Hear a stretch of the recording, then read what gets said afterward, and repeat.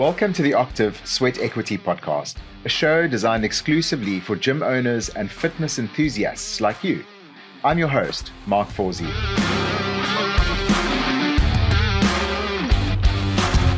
Chris Lewis is the owner of Packlife Gym, with 2 CrossFit gyms in Johannesburg. Packlife is at an exciting stage, and 2024 promises to be a massive year of growth for them. In this episode, we will discuss growth, how to prepare for it, embrace it, and how to benefit from it. This is our first virtual recording. We called Chris in his gym, so you may hear the sound of some weight in the background, but let's dive straight in. Thank you so much for making the time today. I've been really excited to have this chat with you. We don't see each other as often as I would like. So going forward, I would like to make more of an effort to get together. But let's dive into your story and how did Packlife come about? Obviously, there's been a lot to lead up to this point. No, absolutely. I've actually, surprisingly enough, I've been in the fitness industry a long time.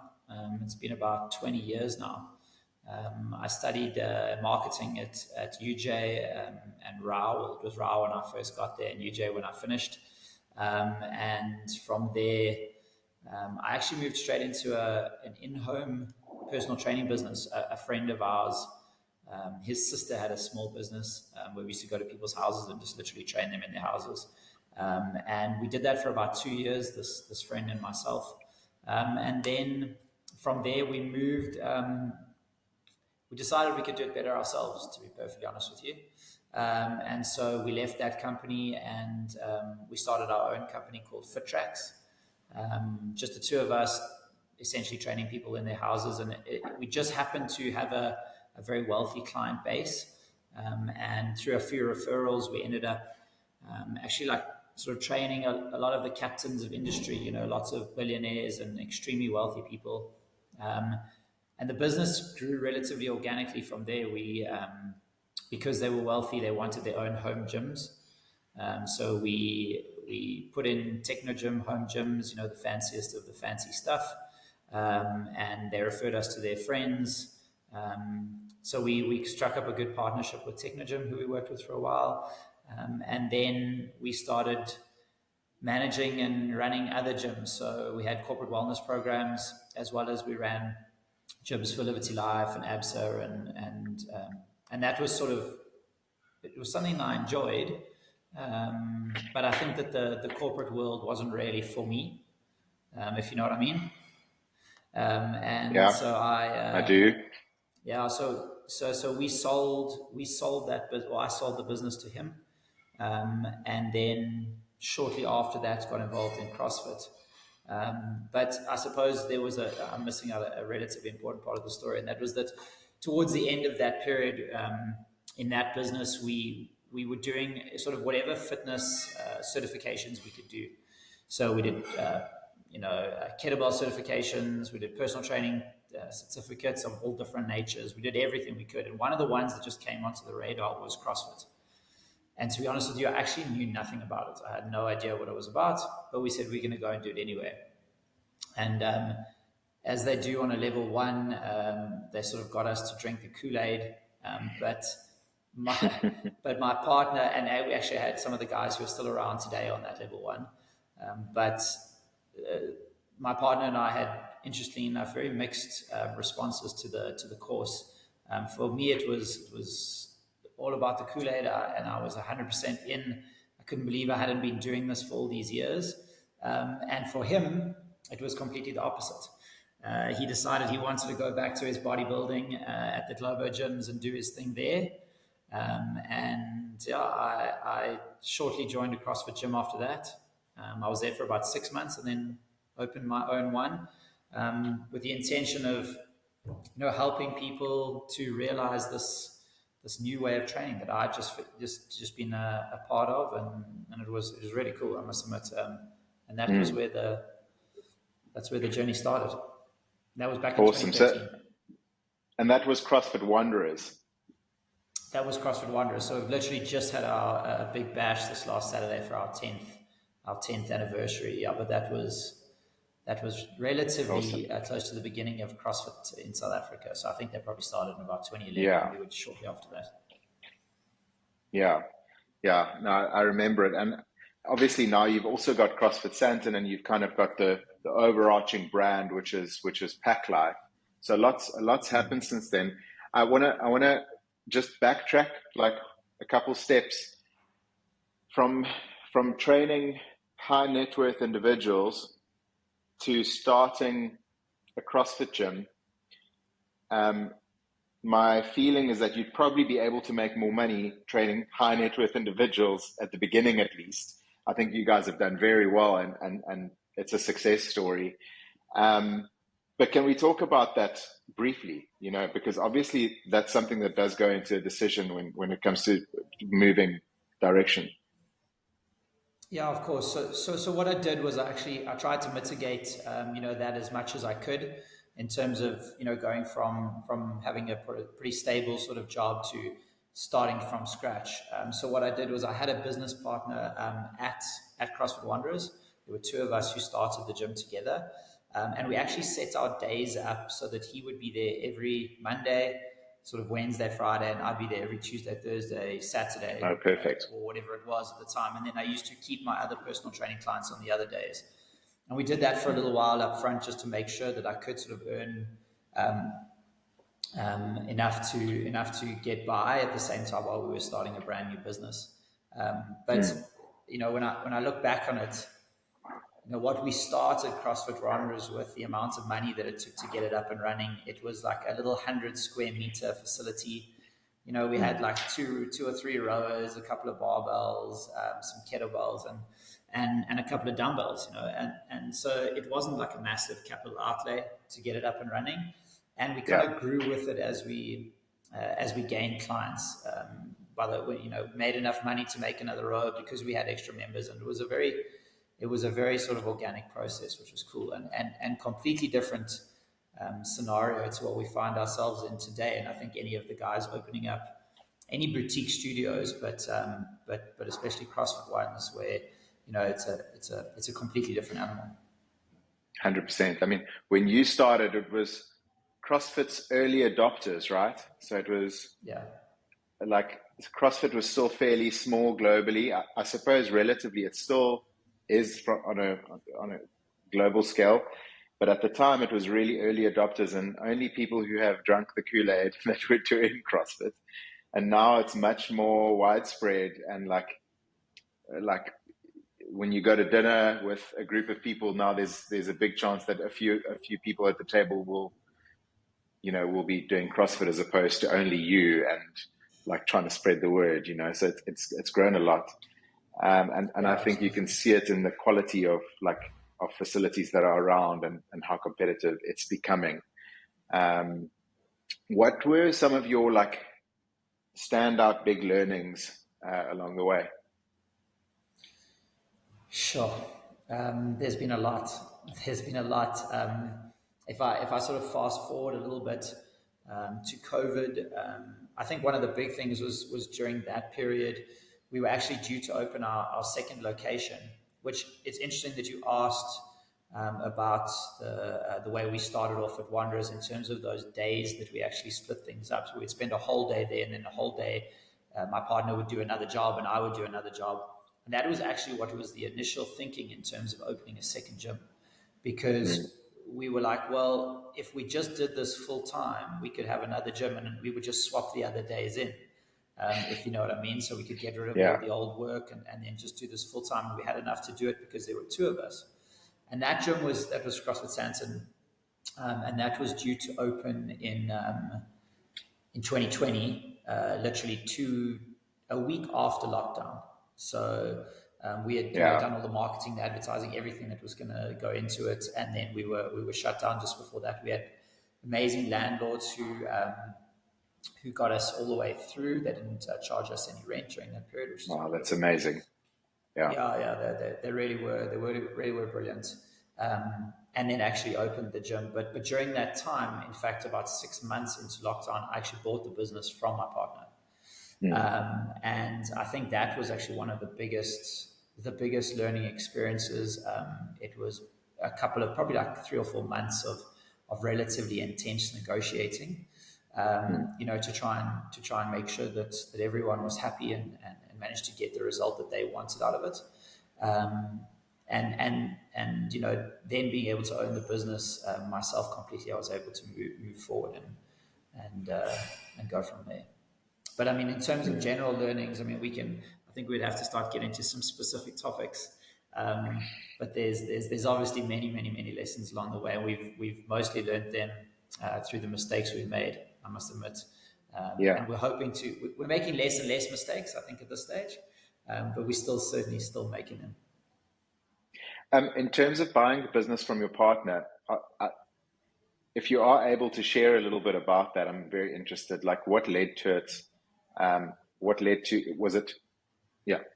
to it, and how did that process pan out? So look, I think, to be honest with you, we had sort of drifted apart in terms of our interests. I was still very bought into the gym itself, and he had another job that he was doing at the same time, and wasn't as enthusiastic anymore. Perhaps maybe not quite as passionate as I still was. And I felt that although it was a very strange time to buy the business because of the pressure that we had from COVID, we actually didn't even know at that stage if we were going to open the business again. So I was almost buying something that wasn't necessarily worth what I was selling it for. Risk. The risk was very high at that time because, you look back at it now and it seems like a relatively easy decision to have made. But I think at the time it was something that really stressed me out. I was extremely worried about it. Of course. And so I think it was mostly just a divergence in terms of how much we loved what we were doing. And I really did want to continue to grow the brand, continue to grow the gyms, and so was prepared to make him an offer for his half of the business. And, like COVID, if you aren't very passionate or enthusiastic, or if you feel a bit burned out or whatever, all you need is something like COVID to make you throw the towel in, so that would make sense that timing was probably right for potentially for him to have exited the business. And are you happy with your decision that you did that since then? Because the reason I ask is because I'm a solo founder and I've always wished that I had a co-founder. And you've gone the other way. Yeah, absolutely. Look, I think there's lots of different ways that when I first opened Wanderers, I was very happy to have a partner. I think it takes the pressure off you a little bit. Like I said, financially, it wasn't a huge outlay, but if you were going to open a gym now by yourself, then it is expensive. And obviously from a CapEx point of view, it's nice to have some support, but also, and just general like moral support and being able to split the workload between two people is pretty cool.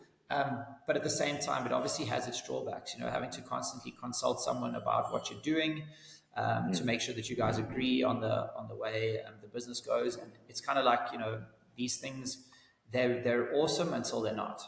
And I think that a lot of business owners, if they get through their careers without having to part ways with a few partners along the way, they've done amazingly. Of course. But I think, that, and that's obviously best case scenario. But sometimes I think having partners can sort of hamstring you to what you're doing.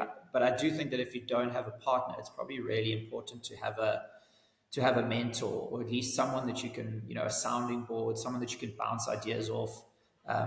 Because if you don't have that, you can, you get caught in these echo chambers where, you're just doing what you think you should be doing. And I think I completely agree. I've been extremely lucky to be surrounded by, we have an amazing coaching staff. We have 5 full-time coaches, and then we have almost 10, probably 9 or 10 part-time coaches. And the part-time coaches are all working professionals. They're lawyers, like fancy lawyers, and they're directors of companies, and they're super corporate.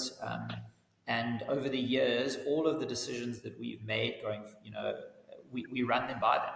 And I use them to bounce ideas off, and they give me the most amazing feedback. So, I think that if I didn't have a partner, I think, well, the fact that I don't have a partner makes those people so much more important to me.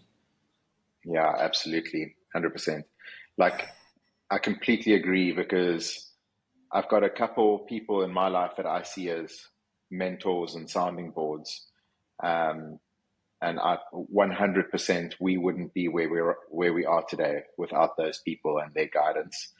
Um, and sometimes, yeah, sometimes I agree, it can be probably more valuable than somebody who's like in the trenches, like who's also, clouded decision making and so on.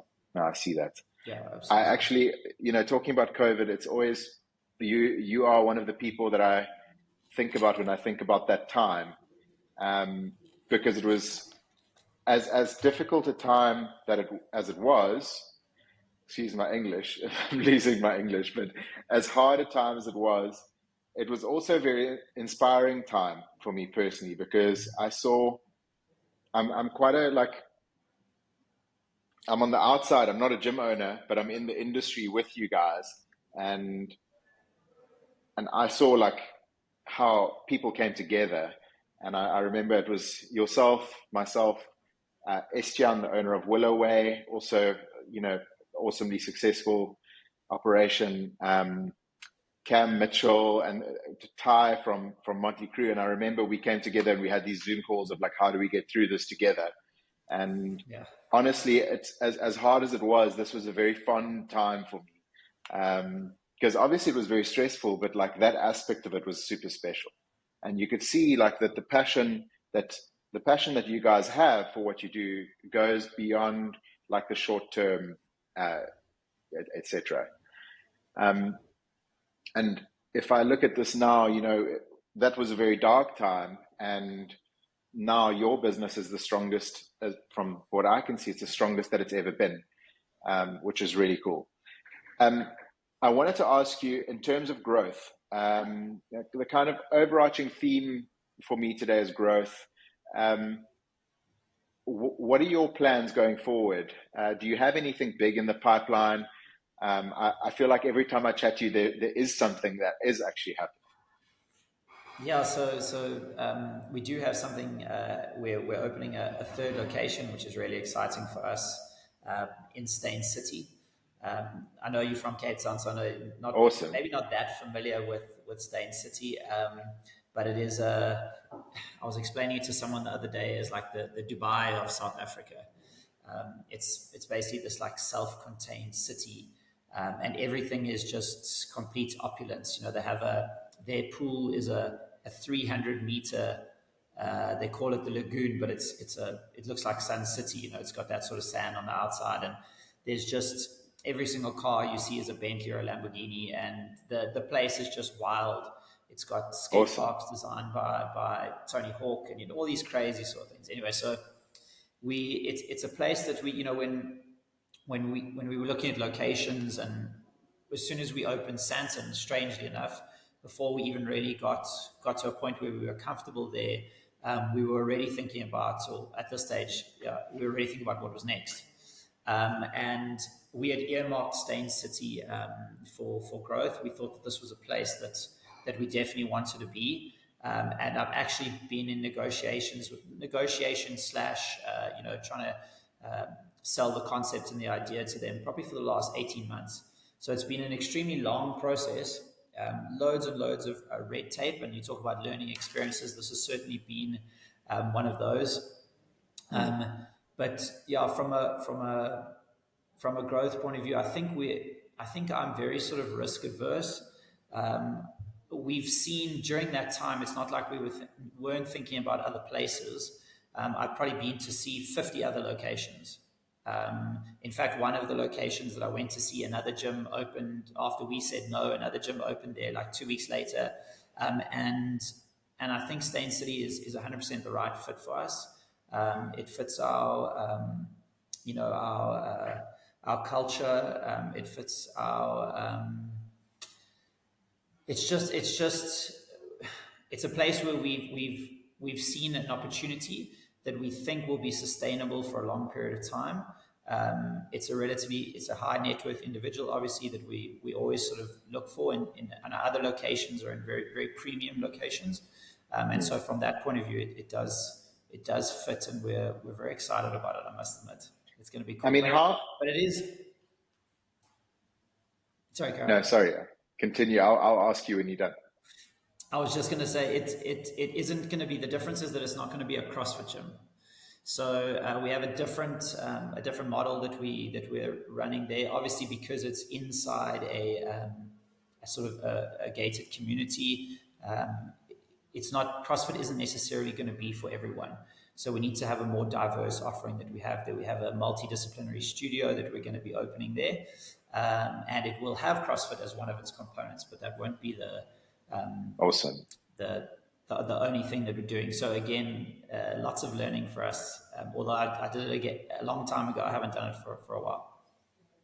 That's awesome. I've got a few questions here, and one of them is, how did the opportunity come about? Because many people have like the idea, or I want to open a gym in Stain City, but how did the actual opportunity come about, and how, like, what happened to actually progress to sign and seal and actually move forward with it? Yeah, so and I think this was actually the same as our Santon gym. We sort of earmark locations that we'd like to be open in, or very specific areas where we think that we can build a really strong community, and also a sustainable community. I think that's really, really important for us. And the Santon gym, I emailed the owner of that location or that building every quarter for 4 years before he eventually got back to me. Wow. Okay. See, And it was literally just the timing of it. So for 4 years, he wouldn't even answer my mails. And I just kept bashing. And eventually the timing of it was perfect. He said the whole time he was actually trying to get commercial rights on the place that he didn't receive. And eventually he decided enough's enough. He's going to turn this into something else. So that was perfect timing. But if I hadn't been very persistent in that regard, yeah. we would never have got there. And it was exactly the same situation with Stain City. I didn't know anyone. I didn't have an in, but I managed to find out who the right person was. I didn't have my emails again answered for probably 3 or 4 months. Eventually managed to find out her contact details. I'd send her WhatsApps, wouldn't reply to those. And then at some point, after about 6 months of no replies, eventually I got a message saying, "Hey, do you want to come in for a meeting?" And that was how that came about. So I think persistence was probably the key once we'd established the locations, and then the timing of it was fortuitous. Awesome. And so, I mean, the story of persistence is so awesome to hear, because most people would have given up after the first few emails, and they would have said, like, okay, well, this person's not going to get back to me. Let me move on. So that's really cool. The facility that you're setting up, the new facility, it sounds like it'll be quite a big, like a capital kind of expenditure. Are you having to raise money to make that happen, or is it being funded by kind of your other facilities and so on? If you don't mind sharing, because obviously Sure. this is something that I think we don't talk about enough. Yeah, no, absolutely. I think, and like when we discussed initially, when we set up Wanderers, this was a very small little capital outlay. It really was, and we just built it as we went along. But that, you can't do that anymore. There's so many competing facilities that whether you're opening a gym down the road or in a very fancy place like Stain City, what it needs to look like as you start is completely different. So I think a lot of people do have to understand what it's like to either raise the capital, and what implication that has from an interest point of view and repayment schedules. When you're going to get to your break-even point, it's obviously going to push that number out quite drastically. And we in this case, we are going to actually be self-funding this. So we are using CapEx from the other two facilities. So we haven't had to go down that road for this facility, but we have done the exercise to see that if we wanted to do it, what it would look like potentially for us.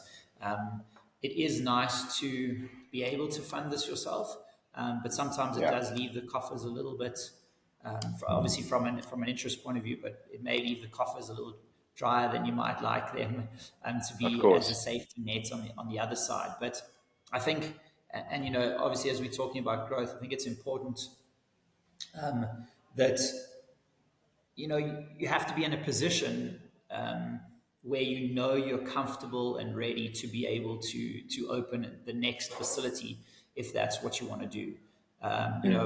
We made sure that we were very comfortable to be able to put up the capex to be able to do the Santon facility, as well as also have working capital in the business to be able to ride out to get to that break even point. Which can potentially be anything from 6 months to 2 years, depending on what the model looks like. So, we haven't expanded too quickly. We've made sure that we're able to do things the way that we like to do them. It's not necessarily the right way to do it, but it's kind of on our terms, and that's worked well for us. So we are in a position now where we can do the right, or follow our current model at Stain City, which is quite cool for us, which we're excited about. It's awesome. Congratulations. That's really, really cool. And the fact that you can self-fund it in itself says a lot.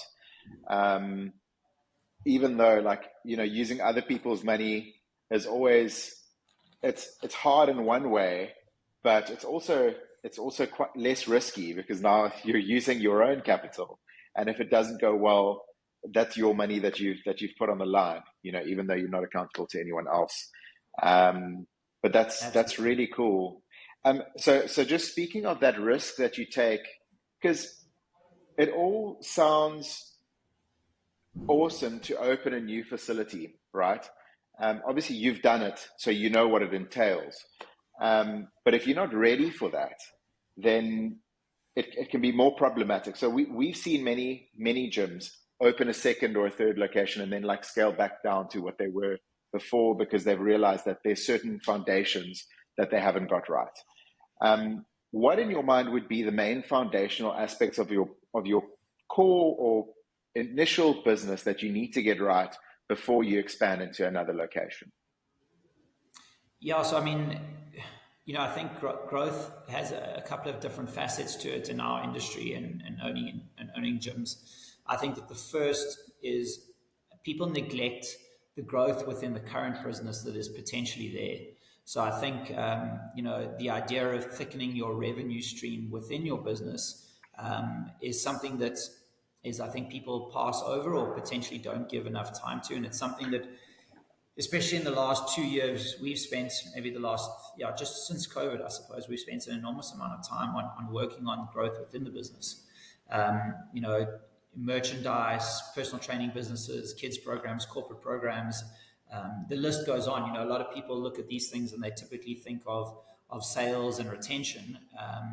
So memberships being the main drivers of revenue, where I think that, if you really look at it, for example, a CrossFit gym, I mean, this is probably relatively similar across the boutique gym industry, but a CrossFit gym, for example, is used between 5 in the morning and then 9 o'clock in the morning, and then in the afternoon from 4 until 8 again. And it sits dormant for the rest of the time. So those were areas that we looked at very carefully, and we have a dedicated person who looks after the personal training business, and we've done the merchandise. We have a great relationship with Puma, who we're lucky enough to partner up with. But the actual merchandise has become a big part of our business now. And I think there's a lot of ways that people can grow their revenue streams within before you even start to look at a second location. 100%. But I think because it doesn't necessarily have to be what you want. I mean, I went back and forwards. It wasn't just like an easy decision. Okay, we've got to open another one, and we've got to open another one, and I want to have 15 or 20. We wouldn't really have that mindset. But I think that when opportunities present themselves, or for example, the location presented itself where we thought, sure, but I think we could do really well here. we wanted to chase down those opportunities and make sure that we put ourselves in a position that we're able to service those clients really, really well. And I think that, I suppose, in short, to answer your question, I think that culture is obviously incredibly important, and a lot of people talk about this, but the culture is at the core of our business, and we know exactly what that looks like. We have it very, very, very clearly defined. I think that your staff is incredibly important, because as you scale from 1 to 2 to 3 to, it doesn't really matter how many gyms you have, but you as the founder, and potentially the head coach or whatever it was, you get to see those people less and less and less. And so it needs to become less and less about you, and more about the rest of the coaches and the rest of the staff, who are actually the client facing areas of your business, and so if you don't have really, really skilled, high quality, nice people, who genuinely care about the members as much as you do, or at least as close to that as they can possibly be, I think you're wasting your time. You need to have the staff, you need to have the culture, and then I think something that we've learned, and you talk about learning lessons, lease agreements. I think lease agreements are a massive, massive, massive part of why businesses fail as a whole, and it's no different in the micro gym industry. I think that the more help you can get in setting up lease agreements, and not just settling for whatever, we've actually walked away from other locations that we thought were pretty good. We've walked away from probably 3 or 4 of them recently, where we just couldn't get the negotiations right, and having that. I think having that mindset where knowing how important this is, if it's not right, being able to walk away and say, we're not going to do this at any cost. I think because it's very tempting. It's very tempting to just agree to a space that you love, but it's actually the biggest line item on your fixed cost space. So it's like you can't just accept anything. It's funny, you're the second person who said this on our podcast. Stevie from Monte Crew, when it comes to the biggest learnings, it also mentioned lease agreements, and every successful gym owner I've spoken to has spoken about culture and team. Notice how nobody's spoken about top of the range equipment or whatever. It's actually the people aspect that matters the most. Hey. Yeah, absolutely. Well, that's what we're in, right? We're in the business of relationships at the end of the day, and I think that, and like we're hopefully going to be able to prove at Stain City, the methodology of training for us is not necessarily what determines our success or our failure. I think that if we stick to the other business tenets that we've been able to develop over the last 10 years, I think we'd be able to open any kind of studio, and have some real success at it. Whether we're doing CrossFit, like you say, with the fanciest equipment, or whether we're opening a yoga studio which has extremely little equipment, I think exactly. We've learned enough over the years to be able to run these studios relatively well, and I suppose the other thing to add those other 3 is location. I think that the location that you look at in terms of where you're opening is obviously critical as well. Yeah, I think it's also. Sorry, I think it's very clever in terms of your brand, and actually, look, the strategy that's speaking to your culture as well. It's like choosing a very high-end, very well-known location and investing in that is probably going to add to your other locations as well. And if you want to open a 4th or a 5th location in future, you'll have the reputation as the gym from this area or that area that's kind of well known. So I think it's very, very smart. I wanted to ask you, Chris, in terms of, I really liked what you said about making sure that you're maximizing on the growth of your core facility before you add other locations and so on. Do you have any specific advice that you would give to other gym owners in how to view that, and things that you've kind of experienced? Yeah, so I think, look, and this obviously depends on the scale of your business. I think that if you're you have one gym that's your full-time job, and you work really hard at that, I think you could probably do a fair amount of this yourself.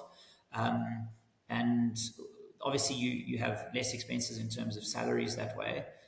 But what I have found as we've scaled the business up is, number one, is that there's some things I'm just not good at. And that's it's actually been it's I'm trying to think of the right word, but it's extremely like refreshing and relieving to pass some of these jobs on to people who are just so much better at them than you are.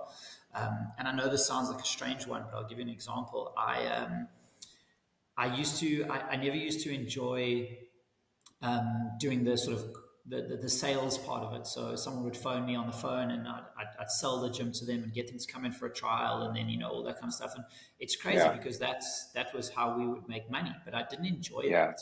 And I like talking to people. I'm I think I'm relatively friendly, and but that process I didn't enjoy. And when I passed that over to a sales manager who we hired maybe like 4 or 5 years ago, that was one of the best moves I could ever make, because she is so much better at it than I am, just because she enjoys it.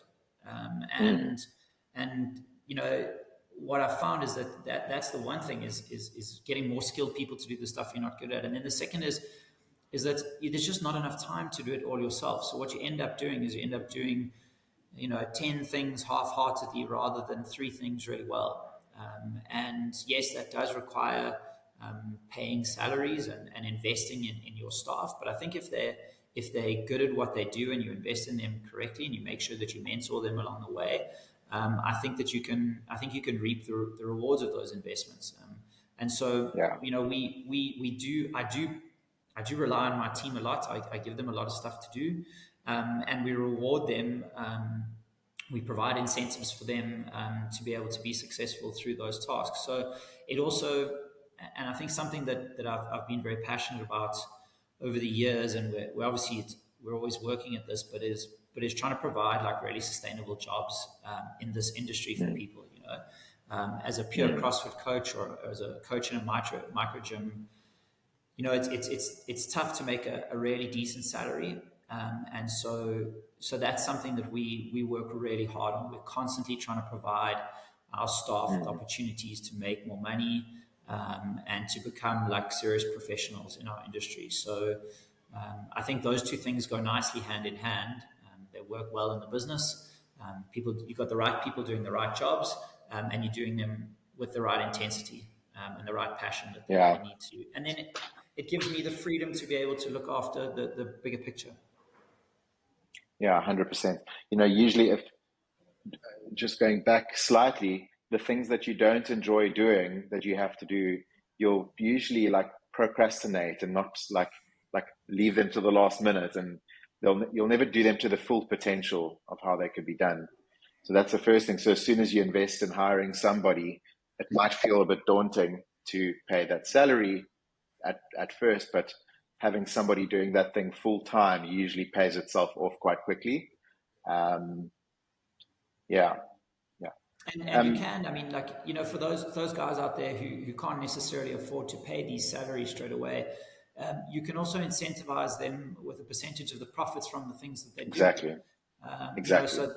On the sales side, that's what we do. We give the sales manager a percentage of the signups.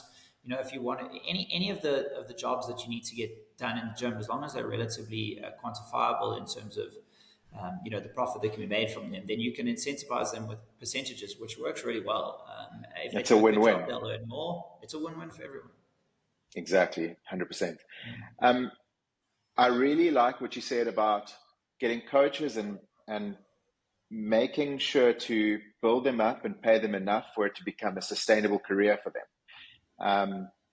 What I really like about that is that when you do that, you actually make them better at what they do, because they don't have to side hustle to make ends meet. They can just focus on becoming the best possible version of the coach that they are.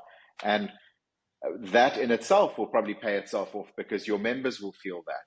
And you'd probably be able to charge more for memberships, because the coaches are more professional, they're more focused. So it actually all feeds into each other. Yeah, absolutely. Yeah, no, it really does. And I think we also of the opinion where sometimes I think people are a little bit reserved in terms of how much responsibility that they and information that they give to the staff in the gym. And whether it's right or not, I'm not sure. It's just kind of the way that we've done it. But like I said before, we include, all of the decision making, all of the thinking with all of the staff. And I feel like that for us is just the way to get the most amount of feedback in Mm. terms of decision making, and having those guys involved in the business gets them more bought in. Yeah. They believe they're part of that process because they are, and so the Yeah. direction that the gym takes, they are constantly influencing, um, and I think that's really cool for them. Awesome. It all speaks to your culture. I really do feel like we've got a few things in common, which is really cool. I believe in transparency and like making sure people are involved in the decision making, so that it's not just some decision that has filtered down from the top. Like they feel like they were part of the decision, and everyone just is more committed because of that. A lot of this stuff, Chris, takes a lot of bravery and it takes a lot of guts to do. Like, your big venture next year, your new location, it takes a lot of guts. And how do you kind of think about that, and how do you view the bravery that it takes? Like even hiring somebody when when you semi can't afford to do it just yet, right? I've been there where you're like, okay, I'm going to hire this person, but I really hope it works out because it's a stretch. How do you view it, and are there any kind of fundamentals that you look at before taking on a decision that actually requires a bit of bravery? Yeah, look, to be honest with you, it's scary as hell. you know, every time we do this, I think to myself, oh my goodness, why am I doing this again? And we have other little business ventures as well that we've gone along the way in different spheres, and yeah, it is scary. There's no doubt, but I think that once we've gone down that list of boxes to be ticked in terms of what we're looking for. Like, do we have the right staff for this place? Is this the right location? Have we managed to negotiate the correct lease agreement with it? Do we believe there's longevity in the community that we can create there? Do we believe that the members will have the buying power to be able to stay there for a long time? Once we've got all of those things ticked and we've got the actual model of the gym, what we want it to offer, what it's going to look like, where we're going to be able to generate the right revenue. I think it's kind of like, oh man, I can't think of but once we've got all of those things ticked, then I start to feel much more comfortable. Then the Yeah. bravery sort of it takes a back seat, and because it becomes a much more educated decision. Mm. And I think that's as much information and as many of those boxes as we can tick before we actually jump into it, the more comfortable with I feel. And it's kind of like by going through that process, you understand. And like I said, we've walked away from a few other locations where we got halfway down those little boxes and we were like, ooh, can't take this one Mm. for whatever reason it was. And then all of a sudden, that's when the doubt starts to creep in, and you go, hang on, actually, maybe this is not necessarily the right thing for us to do. And then, like I said before, it's that walking away rather than just pushing through. And I think the hard thing is for people who are starting out in their very first location. I think that that's a place where you might be tempted into just signing a lease, for example, or going to a location where you might not be that keen, but it's the only one that's on offer right now, and you want to get started. And I think that that's something that I think could really needs to be like avoided, or as much as is possible. It's easy to say once you have one location and you have a business that's running and making some money, and you feel relatively comfortable to walk away from what looks like a relatively good idea but has one or two of those boxes not Mm. ticked. But if it's your very first one, you want to get started, you're eager and you're ambitious, you want to get going. And it's not to say that it won't work, but I think that as much information as you can possibly find out about as many different places and that you possibly can will hopefully get you to one where you are able to tick all those boxes. Yeah, I suppose it comes down also to like, does this decision or does this place or, does this opportunity add to our purpose and why we're doing this in the first place? Or has that shifted and changed to a place that we're not really sure? So being calculated about it is one way of establishing like, cool, this is in line with our vision. And so it's worth, going and following the motions and taking the risk. You probably find by the time, if you follow that kind of progression, by the time you launch, you've de-risked it along the way, to a point where you're fairly certain, it would work, as opposed to just blindly going up after something impulsively. Yeah, absolutely. And you never know how these things are going to go once you open. But you making as an educated as decision as you get, and we know from our side, like we're in this because we want to help people, and we want to create these amazing communities based off our culture. We absolutely love what we do at Wanderers and in Santon, and we want to be able to do those or do the same things that we've done there for the people that are involved in those gyms at as many other locations as we possibly can. But if there's a lot of risk in putting ourselves under too much pressure, and we want to make sure that those places are the right places for us to be in order to be able to make them the most impact on the people that attend them. And Yeah, if we make some bad decisions there, we won't be able to help those people as much as we would have been able yeah, to if we put a little bit more time and effort into making sure those decisions are right. 100%. Look, just to start wrapping up, I follow a few of your coaches, and on social media, and like when they post something, you can see they're genuinely having fun. And I think if you continue with that kind of culture, you can't really go wrong because it is contagious. It's fun to watch even from the outside. So really well done on everything up until this point. Congratulations. And I look forward to chatting again, Chris. Thank you, Mark. Thank you so much, man. I really enjoyed being here, and hopefully, someone will glean some kind of insight for something along the way. But it's been really cool. Thank you, buddy. 100%.